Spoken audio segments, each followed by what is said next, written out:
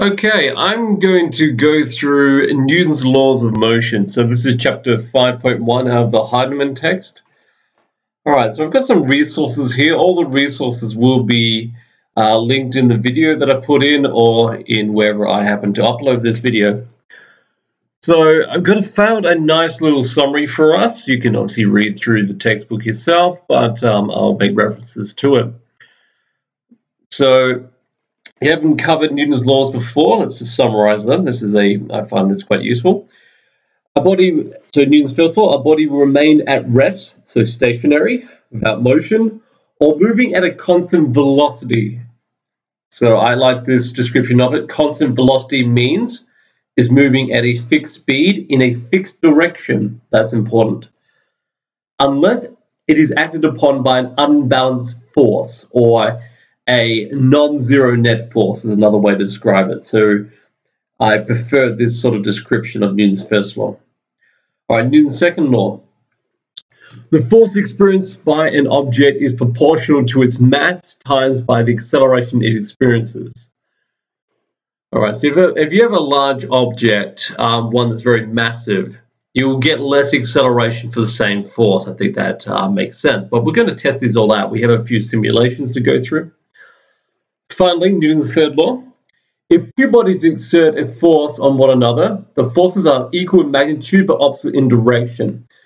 And what we come to find is just about all forces come in force pairs. So one body acts on another body, so body 1 acts on body 2, provides a force onto that, and body 2 provides a force back into body 1, which is equal in magnitude and opposite in direction. All right, so I have a few simulations here. So actually, before we do that, this is the next thing I want to go through. If you haven't gone through the different types of forces or you need a refresher, I'll suggest going through this particular page on the physics classroom, which I'll have a link for. Types of forces. So just to summarize, there is contact forces, so direct contact forces, frictional force, tension force, cause. The normal force we'll make some references to later on because we've got a particular application we're going to go through. Air resistance. Applied force is your typical push, pull, twist forces. Spring or elastic force. And you also have the action at distance, so gravitational, electric, and magnetic forces.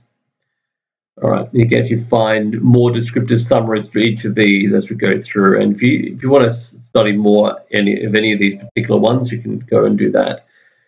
There's a bit more detail to all of them, and they have their own little subtopics. Okay. So it also suggests it's probably worth your while at some point to go through the physics classroom. They've got some good links, and I find this a good resource when I'm going through here. All right, so let's have a look at some of our simulations. This first one. So we've got a little game of tug of war here. So you can play this for yourself. I'm going to turn on some of the forces. I'm going to have some values, and I'm going to put a speed meter on here. Okay, so all right, so when you start this, they start as pause, so they're not going to have that tug of war yet. If you press go, they will begin. So if I press go, right now, there is no change in speed. Why is that? Well, I have equal forces on left and right. The sum of the forces is 0 at this point in time. So the net force is 0. So by Newton's first law, there is no change in motion. So what if I make this force unbalanced? So I mean, this one's going to have a friend. So now we have a net force that's going to win in the right direction. So the net force is 100. So if I let that go, it's going to pick up speed. Now I'm going to pause that here. Well, what if I was to go, now we're moving to the right. So does anyone want to guess what's going to happen when I balance out the forces at this point? Okay, by Newton's first law, let's just go and remind ourselves of that. So body will remain at rest or moving at constant velocity until it is acted upon by unbalanced force. So I've balanced the forces. So let's have a look what happens now that I balance the forces. Did you think it was going to move with constant speed? Well, then you were right.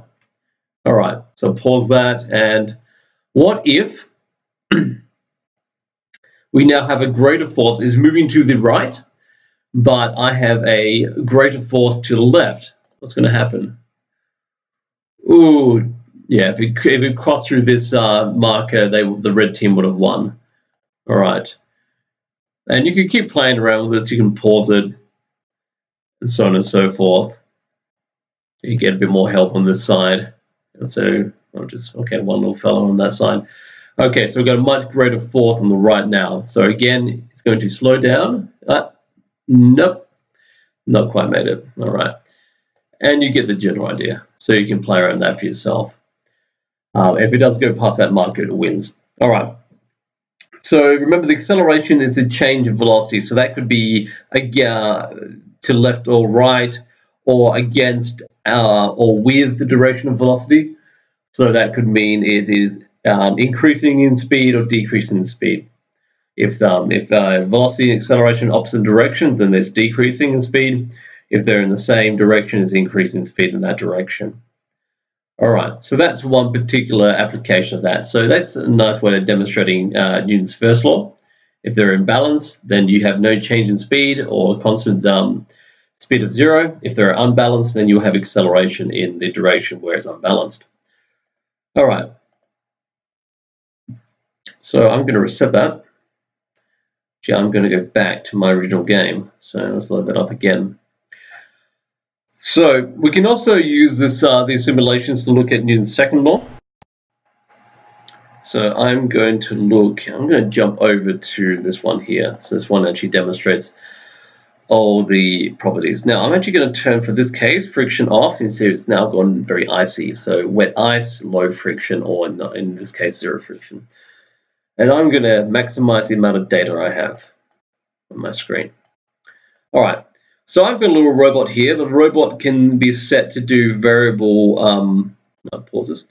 He can do variable forces, so you could push to the right or to the left. So, and I can also increase the amount of mass. So I can change my my variable being force or mass, and I can look at the acceleration. So if I've got 200 newtons of force to the left, and I've got 15 kilograms of mass. Now, by the equation, F equals ma, or A equals F divided by m. So if I'm measuring acceleration, so force divided by mass, I should get 4 meters per second squared of acceleration. So let's look at that. Yep, 4 meters per second squared of acceleration. Now, what if I was to simultaneously plunk double the mass? What happens then? Well, I'm going to get half the acceleration because I've doubled the mass. And what if I was to halve the applied force? Well, once again, I've halved the acceleration. All right. So you can play around that as well, and you can get the general idea. If you apply the friction, then the net force is going to be the applied force minus the frictional force. So I have a reduced force again. So I'm getting less acceleration. Now, if I actually stop, I'm going to turn the friction off. If I stop applying any force, what's going to happen then? Well, it's going to move with constant speed, unless acted upon by a non-zero net force. So now we're applying a frictional force. It's going to gradually slow down to 0. So you can play around with that yourself. And there's a little game, I believe, not in this section, but in the previous, to go back to that.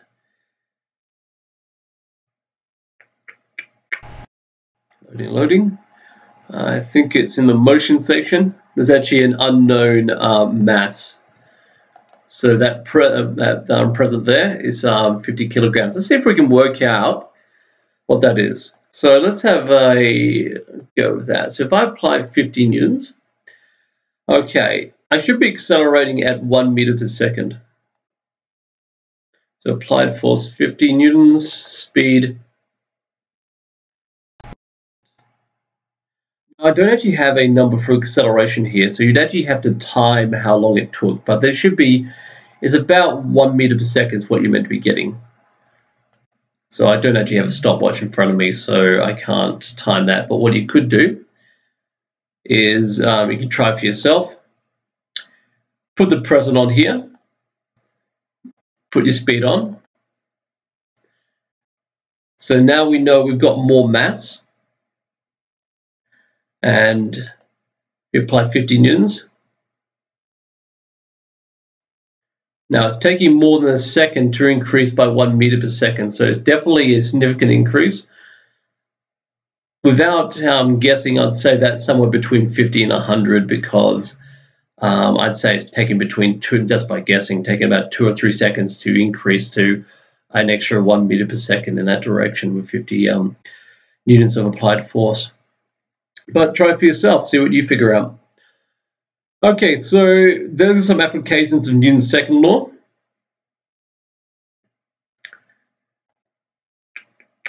We'll go through ramps in a moment. So I think I might just go through some of the questions I saw on here. So I'm going to turn on my little camera. Okay, where are you? There you are. All right, let's get some. Let's have a bit of practice here. So I've got a couple of worked examples to go through. All right, we'll come back to our little slope in a minute. Okay.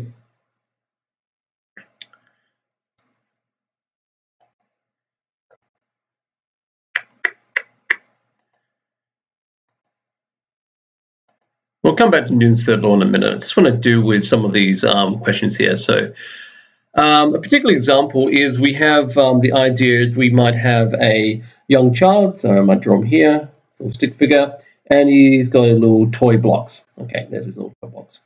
Okay, but he's standing up like this, and he's applying the force that's not in the same direction. So maybe I'll draw a force diagram.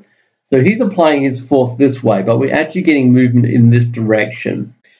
Now, you can break up the force. So this is actually the applied force, but I'll say that that's a force in the... okay, so actually they use... cart. So they actually use, all right, F on the cart, and all right. So they've broken this up into component forces. Okay, so there's basically any force you can break up into a force in the direction of motion. So moving the cart's moving horizontally. So we're interested in the amount of force moving in this direction, and then draw one at right angles going up. So they just drew a dotted line. The vertical force is not of use to us because basically it's not strong enough to overcome the weight force.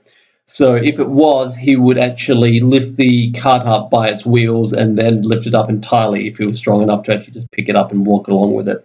He's actually dragging it along the floor on his wheels. Okay, so toddler drags his 4.5 kilogram cart on blocks across the floor, constant speed of 0.75 meters per second. So constant speed would imply that he's got a balance force, so that's important. The force of friction between the cart and the floor is 5 newtons and being pulled by a handle, which is an angle of 35 degrees above the horizontal. All right. So I'm just going to go down to the example here, so you can read this for yourself and you can see what they've done, see if you can make sense of it. But I'll go through the try yourself example. The toddler adds extra blocks to the cart and drags it across the floor more slowly. All right, so it's the same problem with different numbers. Okay, so we got the cart is going to be 5.5 kilograms. And we have a friction force. The frictional force is 5.2 newtons to the right. So that has to be balanced on the other side if we're going to have a net force of 0. Okay. So, okay, constant speed. So the constant speed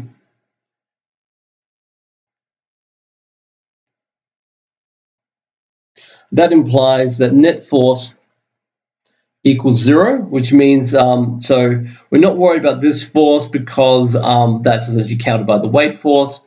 And this is essentially by kind of pulling upwards on it, this is a reduced normal force, a bit like decreasing down an elevator. But okay, so we have a matching of these two forces. So this force cart equals minus the force of friction, which is the same. So basically is 5.2 newtons to the left. All right. No, it's not. That is 5.2 newtons. What am I saying? Okay. What we need to do is actually work out. No, my bad. All right. That is 5.2 newtons. Now, this one up here. I'll label it the same way they have. So they've labeled it FCT and FCTX. CTX and FCT. There's the vertical force of FCTY, but as I said, we're not particularly interested in that one. All right. Let's see if I make this a bit bigger. There we go. All right, and straighten that out a bit. There we go. Okay, I'll move this one over.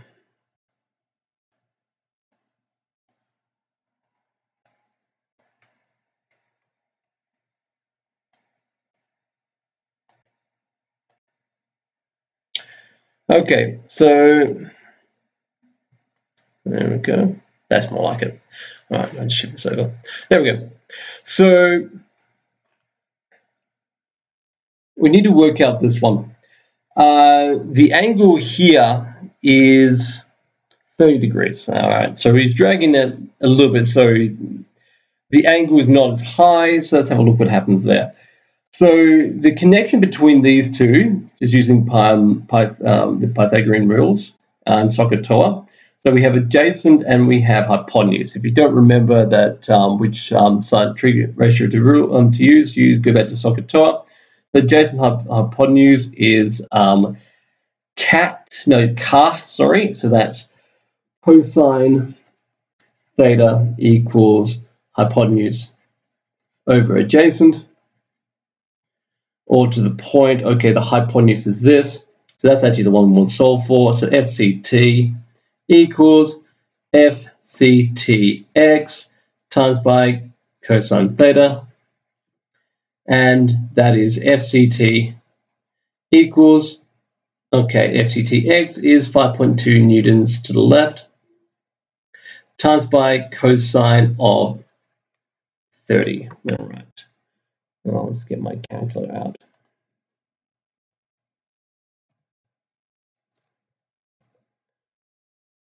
All right, so let's look at 30 cosine. Oopsies, that's not what I wanted. All right, let's do it that way then. 5.2 cosine 30. Hopefully this is in degrees. No, it's in radians. Let's fix that. All right, there we go. That should work. There you go. 4.5. Hang on, that doesn't seem right.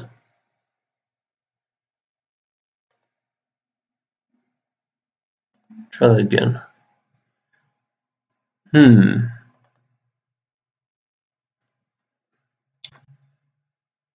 Adjacent times.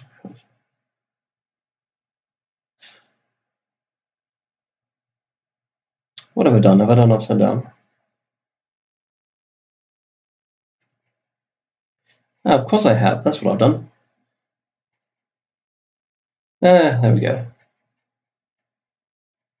So cosine is adjacent over hypotenuse. My mistake. All right, that's an easy fix. That would then be divided by FCTX and divided by, because we know this one's larger. It's a hypotenuse. Of course it is. All right, oopsies, wrong way around. Actually, just do a division there. There we go. So we're going to raise this on this point. Okay, that's also good.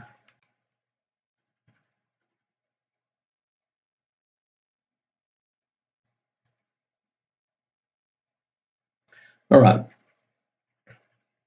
So try that again. All right, so FCT equals 5.2 divided by cosine 30. Try that again.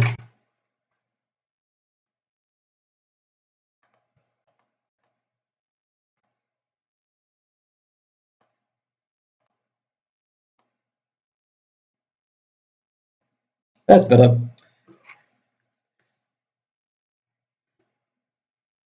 Okay, so we've got 6.00 newtons in that, and if you want to include direction, that'll be 30 degrees above the horizontal.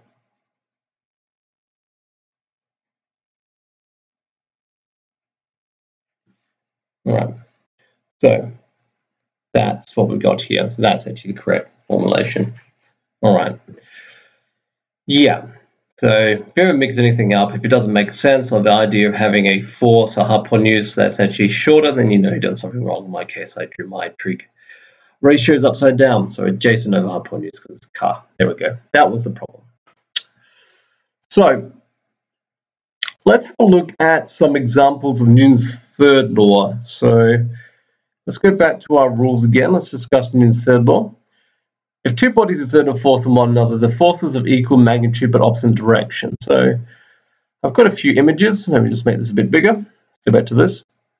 Okay. So we've already seen Coulomb's law. So consider this. Regardless of the magnitude of the charges or the signs, have a look at this. Each of them experiences a force that's either mutually attractive, so this one has a force to the right due to the one on the right, and this one has a force towards the left due to the one on the left, or mutually repulsive, so they have the same magnitude, the vectors are the same. This one's experiencing a force to the left due to the like charge on the right, and this one's experiencing a force to the right due to the light charge on the left. And if you work out the formula, so go back to Coulomb's law formula, we've got some, yeah, there it is. And yep, different examples of it. But in any case, they end up with the same number regardless of the fact that one is a larger charge than the other. So in terms of forces, mutual force of attraction or repulsion. So that's an example of third law in terms of a non-contact force. But let's talk about some contact forces. So let's go out in a little bit more familiarity. So how does a tire work? Okay, well, let's talk about how it doesn't work. So if it's snowy conditions or it's very wet, you don't get a lot of friction. So we can already think about some forces that are in play. You've got weight force, and you've got the normal force pushing back up. So there's a force pair. If it wasn't for those two, the tire wouldn't work because it wouldn't be able to make any friction. So if there's no gravity, it's not going to grip the ground. And if the normal force pushing up, if it wasn't strong enough to provide a force back up, if you're driving something very soft, the tire will sink, and that'll probably end up with other problems.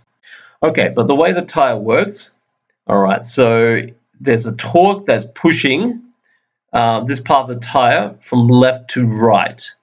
So this is the back end of the car. So from here, as we're looking at it, there's a force going from left to right due to the torque in the connections. So so that's a frictional force that the tire is providing onto the ground going left to right. So the ground has a third law counterforce, which is pushing from right to left. And that's provided on one section of the tire, so not on the top but on the bottom. So that's actually what's causing the rotation of the tire.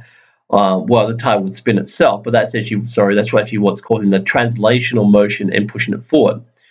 So if it was very wet, the tire would just spin in place, whereas if it has a counterforce on the side that's pushing it from right to left, you have this translational force, and that's why the tire will roll in that direction and the car will move from right to left. Okay, so if that one's a bit tricky, consider something. So let's look at our propellers first. Okay, so how do aircraft, helicopters, jet engines work? Well, and also this works for applications in sea as well, with because what we're looking at is a turbine. The turbine is something that is designed to pick up the air and push it in a particular direction. So you have the fan blades facing a certain way that as they rotate, they will catch the air and push it in a certain direction. In that case, it's actually you're pushing the air backwards, and the air pushes the propellers and thereby everything attached to it, the plane and everything else, forward. So that's what we call thrust. So it's an example with jet engines, the same kind of thing, but It's exaggerated. You have some extra fan blades running through here, and it's a jet, so a lot of air is actually coming through. Whereas this is just picking up the surrounding air, these propeller blades. Okay, so that's another example of Newton's third law. But what about if you don't have any air? What do you do then? So how do rockets work? So there's a few examples that you could do, but I found this little analogy pretty good. Imagine you're a guy, maybe you're on a skateboard and you don't know how to skateboard properly. You don't trust to put your foot out there and push, which is another example of Newton's third law, just pushing back and moving forwards. But imagine you can't do that. Okay, what do you do? Well, what this fella has gone and done is he's throwing balls to the right. Now, as he throws balls to the right, there's a counter force. So if he's pushing the ball to the right, these ones are not providing a force anymore because they're already moving. But the action of pushing those balls away from him, the balls were pushing back on him, and that was what was moving him to the left in this example. So for each ball he threw away, he accelerated in the leftward direction with the counter force. Okay, and that's in general the idea of rockets. So in our other examples, so the car tire and the propeller, you had something to push against. Well, rockets have something to push against, but they have to carry it with them, which is why rocketry is a lot more difficult to do, and it's a lot more costly. So not just working against gravity, but the idea once in space, you no longer have an atmosphere or anything physical to really push against. So what you push against is that which you bring with you. So it might be combustion thrusters, or might be some other design. But in any case, you have to bring with you something to push against in order to change your motion. So those are some examples of Newton's third law. All right. So I think it's time for another example. So we're going to look at another problem-solving example. So we're going to have a look at inclined planes. Now, the normal force is a third law counterforce. If you place a force on a flat body, so in this case we have a block that's on a table or something like that, it provides a counterforce. The table provides a counterforce back onto the block. All right, but what if that's at an angle? So like in this one example here. Well, the normal force is always at right angles to the surface. So there's going to be a component of the normal force that's actually parallel to the incline. Well, yeah, so in this case, actually I should say it's more like a component of the gravitational force in this case, because that's the one as we see here. Okay, and we can draw those examples. Now the idea, the larger the angle, the greater the component of this force acting parallel. All right, so the block is not going to move through the incline. So you can see this one here, Fn, and this one here, they're equal size. So Fn equals, yeah, we can work that out again from the component of the weight force. And we can work out this component by the other part of the breaking down this into parallel and perpendicular components. All right, so maybe we'll go through an example of this as well. All right, so you can read through the worked example. Let's have a try for ourselves. So I think this is on page 153. So let's have a look at this one. All right, page 153. I'll get up I do have a little application as well, which I suppose I could also demonstrate. So unfortunately, this one doesn't have too many numbers, but you can change the object, but that's basically just changing a few factors about it. There's coefficients of friction, and but I'm not interested in that. So I could just demonstrate, for example, this one you can push something up a ramp, but in my case, all right, I've already got that pause. So I'm going to move the position and just let it go down the ramp. So up the ramp, if you let it go, Sum of forces, there we go. We can see there's that component force here. And if I was to change the angle, so increase the angle, the weight force doesn't change, but the component and the normal force, it does actually change a bit, because that component is, you're swapping basically the component at right angles to the inclined plane, the normal force, and the component running down here as well. Okay, but if you do the vector sum of these two, you end up with a force that balances out the gravitational force. All right, and if we let that go, what we expect to happen. Okay, so let's look at an example for ourselves. Back to our book and back to my camera. Okay, so let's incline planes now, 5.13. All right.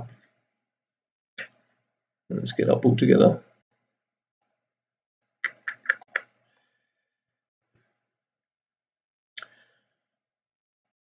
So, work to sample. Okay, so a much heavier skier, 58 kilograms, travels on the same icy slope inclined at 20 degrees, the horizontal. Assume that friction is negligible and the acceleration due to gravity is 9.8 meters per square second squared. Determine the component of weight of the skier perpendicular to the slope and parallel to the slope. Determine the normal force acting on the skier. Calculate the acceleration of the skier down the slope. All right, so let's draw this. Start off. I might even give myself a fresh page because I made a mess of the last one. All right, so let's draw ourselves a nice big diagram. All right, so 20 degrees. All right, so we're going down here, so that can be our skier. So a stick figure. There we go. All right, so let's draw a nice big, there's a center of mass. Let's give her a address. Okay, and nice big weight force there. Okay, so that's our force of weight. Okay, now there's components, so let's just draw a little line here. So that's where the perpendicular is. All right, so let's draw a line. So the idea, we're going to draw this back, and we're going to draw something back here. And when we want to make a right angle triangle, essentially. So there's a component of the weight force going that way, and a component of the weight force going that way. And then we need a force equal to that in the same direction, so it's about that big. That's your normal force. Okay, so normal force is what provides a force so you don't fall through in this case, the inclined plane, the slope of the ski field. All right, so there's our normal force.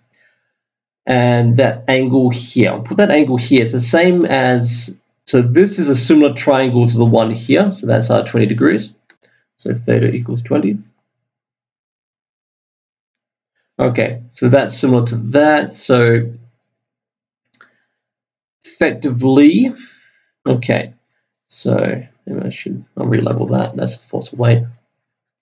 Okay, so in this case, all right, so let's get our SOHCAHTOA right. So over here, we'll have force weight. So these are the smaller ones, so that'll be force weight. That's adjacent, so that's the cosine. And this one running down here, this would be force weight sine theta. Okay, so that's those ones. And that's the one going down the plane. So that's, I should have drawn that parallel to this. So I'm a little bit off of the direction. Okay, so that we can work out these. So let's start with the force of weight. So force of weight equals mg, which is equal to, all right, okay, she weighs about the same as I do. That's fine. Okay, let's get a calculator again. Okay, 85 times 9.8 equals 833. Okay. So FW cosine theta, would be 833 times cosine 20. So just times that last one by cosine 20. All right. 3, oh, it's just rounded 340 newtons. Okay. And then FW sine theta.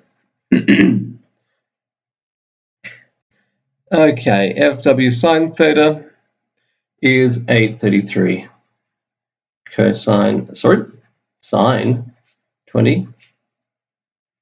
Right.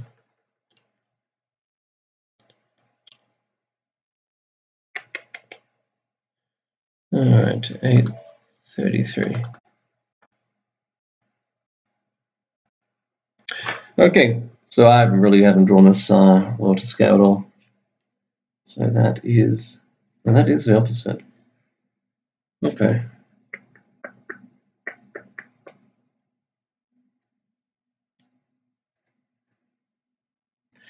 Okay. I'm going to round that 3 centimeter figures. Newtons. Okay. So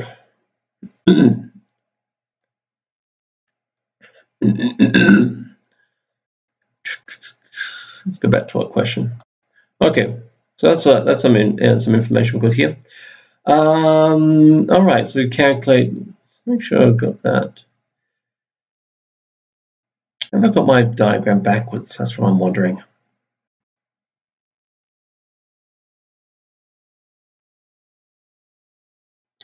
So that's my normal force. Oh, I see what I've done. Now it's actually the other way around. Okay. Okay, that should have been, because that's a larger, no, that's where the 20 degrees is. Because that's the small sign, opposite. Then what is going on here? I've done it again. Okay. Been bitten by the radian bug. Okay. Don't forget to check your calculator. So, yep, once again, something was wrong. You can tell something's off. That one's meant to be smaller than that one, and I've got the reverse there. All right, so try that again. So that was correct as far as cosine. There we go. All right, let's fix these up. These were wrong, even though that came out as a nice number. All right, so we've got 783 newtons, and we've got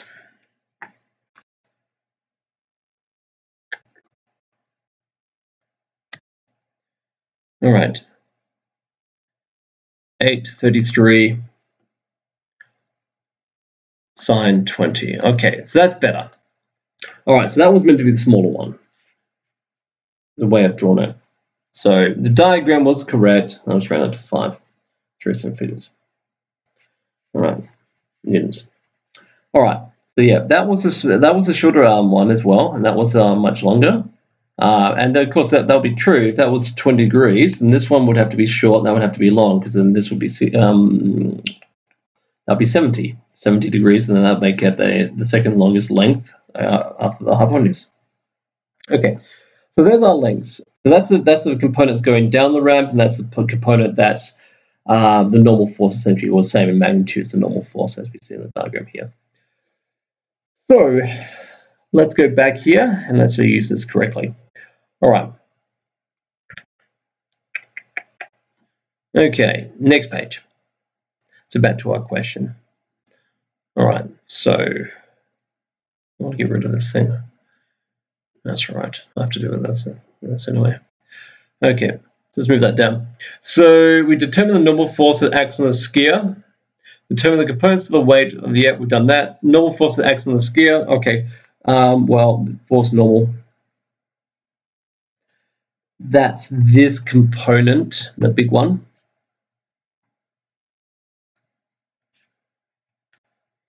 And the acceleration, A equals F on M by Newton's second law. And the force is actually causing her to move. Now, essentially, these forces, the component of the weight force acting in this direction is counted by the normal force. So those two force pairs have a net zero. There is this force that's going to pull her down the ramp. That's the part that is not counted for in any way. If you had frictional force, it might be. In this case, we don't, so we're going to have to have her accelerate then. Okay, so the force accelerating her is the 285 newtons going down the ramp. And to work out acceleration, we also need to divide by her mass. There we go. 285 on 85.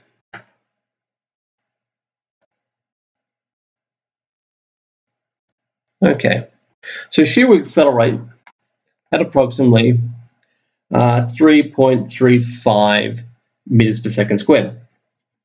There you go, down the ramp if you want to include the direction. Okay, so that's an application of inclined planes. So she's going to accelerate down the ramp. Okay, so all right, maybe I'll do a couple more questions and then we're going to call this a day. So maybe let's just go through our summary. Newton's first law states that every object continues to be at rest or continues with constant velocity unless it experiences an unbalanced force. This is also called the law of inertia, so I haven't mentioned that. All right, so let's make this big. All right, Newton's second, thank you. Newton's second law states that the acceleration of the body experienced an unbalanced force is directly proportional to the net force and inversely proportional to the mass of the body. So Newton's third law states one body exerts a force on another body, an action force. The second body exerts an equal force in the opposing direction as the first, the reaction force. I would also suggest go back over the types of forces and have a look at the action and reaction force. So for example, air resistance, for example, would only be considered a reaction force. A normal force in general is a reaction force. Okay, so some can be both. So in the case of like gravity and Coulomb's law, electrical force, well, they're both action and reaction forces in once because the one doesn't exist without the other. You need both charges to experience the force. Okay, but back to our book. The forces in action-reaction pair are the same in magnitude, act in opposite directions, and exert on two different objects. So yeah, body A acts on body B, and body B acts on body A. A normal reaction force N acts between an object's surface at right angles to the surface. On a horizontal surface, so the normal force balances out the weight force, and the object is stationary. On an inclined surface, yeah, you end up with a component of the force acting. So the normal force is a component of the weight force, and you have a additional force, or component of force, I should say, acting down, and that's what causes acceleration by sliding. Okay, so maybe have a quick look at a couple more questions. I'm going to bring my camera back up, and we'll do a couple more. Okay.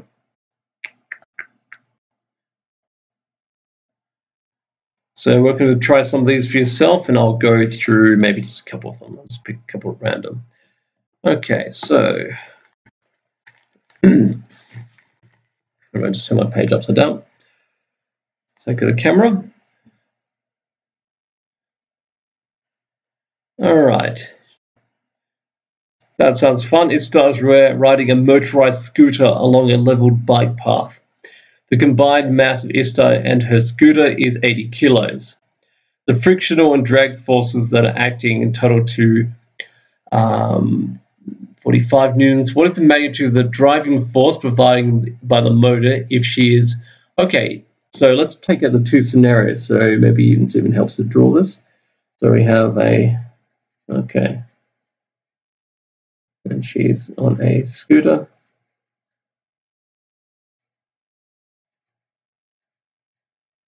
Okay, there she is. And there is a drag force, total drag force of 45. And there is an applied force or driving force of unknown. And what's really different between the two So there's also other forces in here. I mean, she's on a bike path. There's a weight force and there's a normal force. We can pretty much ignore those for now. We will need her mass, though, for these calculations. Okay, so she's riding a modified scooter along a bike path. Okay, in the first example, she's moving at constant speed. So the keyword constant speed implies net force. So it doesn't even matter what that constant speed is because we have a fixed drag force regardless of what the speed is. F net equals 0. So what that means is the driving force is going to be equal to the negative of the drag force. So it's basically 45 newtons to the right. Okay. So it never said what direction she was actually traveling in, but just in the case of the way I chose to draw the diagram, that's why I said it's to the right. Okay, so that one's pretty easy. So they would have to balance out in order to move at constant speed by Newton's first law, you might say, because Newton's first.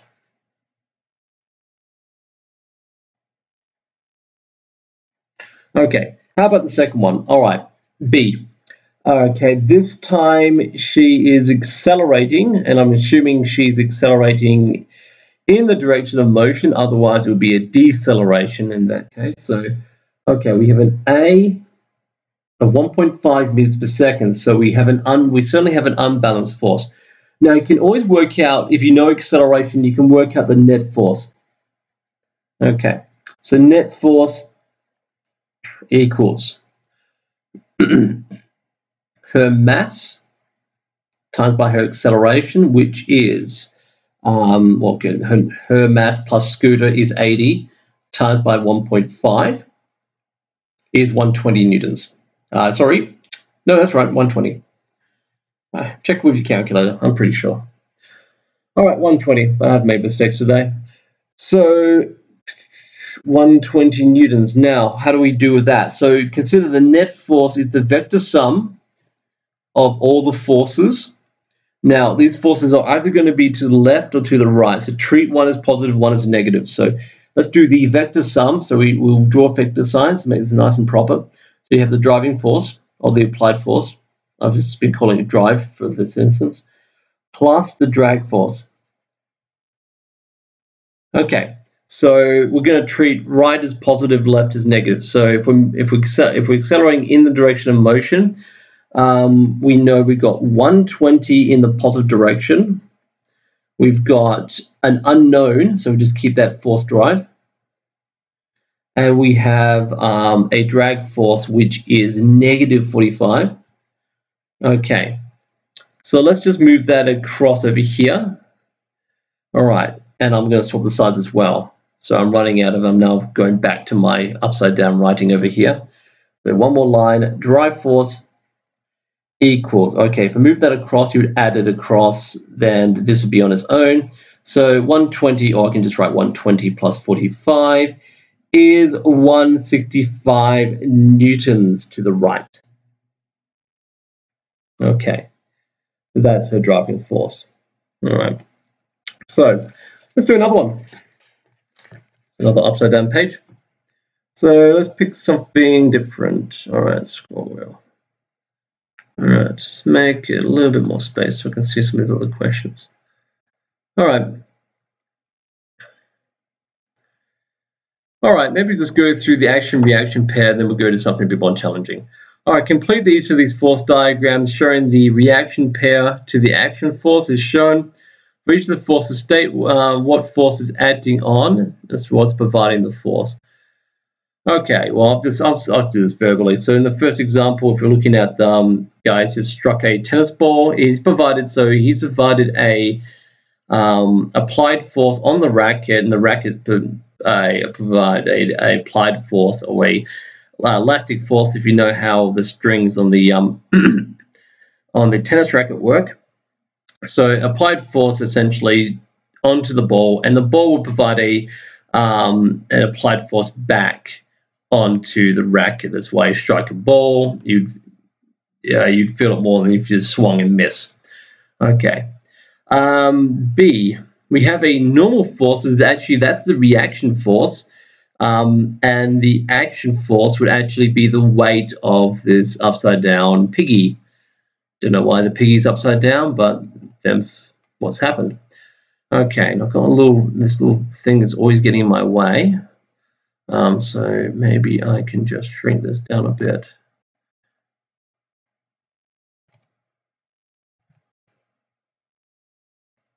Okay, oh good, it's gone. Oh, that's how I do it. Okay, so the force of friction is the reaction force. We don't know whether this is moving with constant velocity or whether it's actually moving at all. This could be static friction. But the applied force, well, you wouldn't have static friction unless there was an attempt to get it to move anyway. So there is an applied force that's pushing against that. So the action force is the applied force moving to the right, and you have a frictional force moving to the left. All right, this last one, weight is the applied force, so weight of the seal down. There's actually a, remember in gravity, there's also a third law pair with just weight on itself, where it's the seal is attracted to the earth, and the earth is actually attracted to the seal as well. But in case of just making this a bit simpler, we have a weight force acting down, and that's providing a force onto the ground, and the ground will be providing a normal force. It's the opposite argument to the upside down hog. Okay. So let's have a look at this one. I think I'll do question 7 because it's going to be similar to an application we'll do, or by the time you've watched this, you might have already done it. Okay, so question 7. A block on the table is accelerated by falling weight as shown in the figure below. Calculate the tension of the cord and the block experiences a frictional force of... Okay, so we have to look at the combined forces, so we're not even particularly concerned about the motion. So now, if you look at the idea, we've got 2 masses. We've got a half a kilo here and 2 kilograms over here. And we have a frictional force. So if I just copy that down. 7, let's get the camera right. Go through pulley, comes back down the side. And so that's 2. That's half. All right, let's move along the table. And that one's as free to, well, as free as you can in relation to it's being restricted by dragging this mass along with it. So we have a frictional force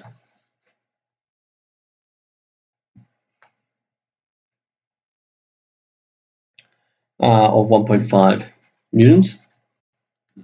Okay. Now this is providing a weight force. And that weight force will be 0.5 times by 9.8, which is 4.9 newtons down, as such. Now, in terms of tension, so if you're talking about something, the net force of motion, which we're not, we're actually working out tension. Now, tension, the idea, if you're pulling on one end, so for example, if I was to just put a cord here, I was just to pull on it from one end, it would need to be fixed at the other end, but the applied force, whatever force I pull in that direction, that is the force. If I was to, okay, I take this away, and then I have someone pulling on the other end and pulling on this end, it would actually, the tension, how much force is going through that cord is doubled as a result of that, because there's actually 2 pulls. All right, so we have a pull because of the, so this is why it might be a little bit counterintuitive to stuff you've done before. You could think, okay, I've got a force moving this way and the force moving it that way. You would actually consider the net force in relation to opposing forces and what the actual acceleration is. But in terms of calculating tension, the more you pull on away from either end of the cord, the greater the tension. So the force of tension is simply put the combined forces. So we have 1.5 plus 4.9 would be, okay, that's 0.4 Carry the 1, 6.4 newtons. There you go. All right. Okay. All right. Now I think we've done some incline planes, so I think I'll leave it there. I don't think there's too much more. The next chapter will be uniform circular motion. And I'll try to make the next video a little more sharp and shiny. All right. We'll leave it there.